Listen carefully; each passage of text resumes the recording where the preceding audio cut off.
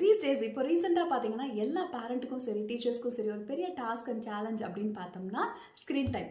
How to keep children away from digital அப்படின்றது தான் அதிகமாக பேசப்படுது.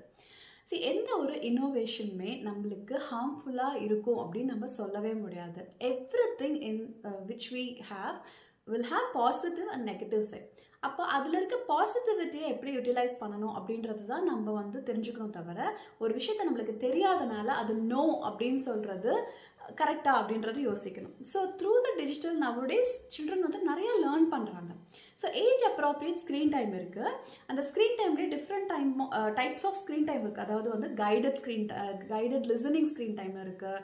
அதுக்கப்புறம் வந்து பார்த்திங்கன்னா கைடட் லேர்னிங் இன்ஸ்ட்ரக்ஷனல் வீடியோஸ் இருக்குது, இன்ட்ராக்டிவ் செஷன்ஸ் இருக்குது, இந்த கேம்ஸ் இருக்குது. இந்த மாதிரி different type of screen times வந்து நம்ம பார்க்கலாம்.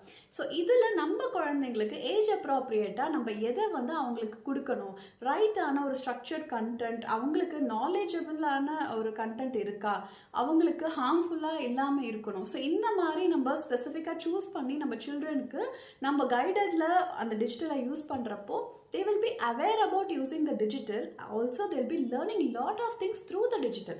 ஸோ நம்ம இதில் இருக்க பாசிட்டிவிட்டியை தான் வந்து கொண்டு போகணும். தவிர டிஜிட்டலுக்கு நோ சொல்கிறது ஒரு புத்திசாலித்தனமான விஷயம் இல்லை அப்படின்றது என்னோட கருத்து.